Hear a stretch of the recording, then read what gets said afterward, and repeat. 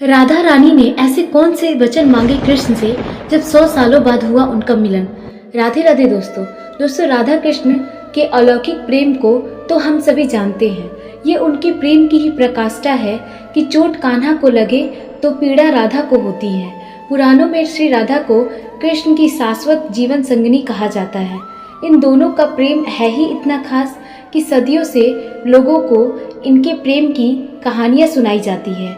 सदियों से आज तक लोग इन दोनों के प्रेम की मिसालें देते आ रहे हैं। राधा कृष्ण दोनों को प्रेम की मूर्ति माना जाता है क्योंकि इन दोनों ने संसार को प्रेम का सही अर्थ बताया कि प्रेम में अपने प्रेमी को पाना ही सब कुछ नहीं होता, बल्कि उसका बलिदान देना भी जरूरी है। प्रेम में दूरियां भी बहुत जरूरी है। तभी राधा ने अपने कृष्ण को हमारे लिए 100 सालों तक त्याग दिया। इससे बड़ा बलिदान क्या हो सकता है। दोस्तों, जब श्री कृष्ण राधा रानी को 100 सालों तक छोड़कर मथुरा चले गए तो राधा रानी के लिए जीना बहुत मुश्किल हो गया। उनकी स्थिति बहुत खराब हो गई। 100 सालों तक वो हमेशा कृष्ण के ख्यालों में खोई रहती।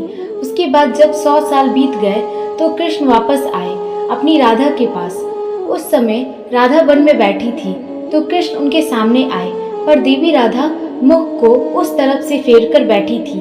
उन्हें समझ ही नहीं आ रहा था कि इतने सालों बाद वो कृष्ण को कैसे देखें, उनसे क्या बातें करें। तभी कृष्ण ने अपना मुकुट उतारकर राधा के चरणों में रख दिया और उनके चरणों पर अपना मस्तक रखकर बैठ गए। फिर उन्होंने राधा के मुख को अपनी ओर मुड़ाया।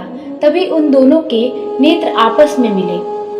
कृष्ण अपनी राधे को देखकर रोए जा रहे थे, पर देवी राधा के आंखों में आंसू नहीं थे। तभी राधा बोली, कृष्ण, मैं तुमसे कुछ मांगना चाहती हूँ, क्या तुम मुझे दोगे? तो कान्हा ने कहा कि हाँ, बोलो ना राधे, तुम कहो तो मैं अपने प्राण भी दे दूंगा।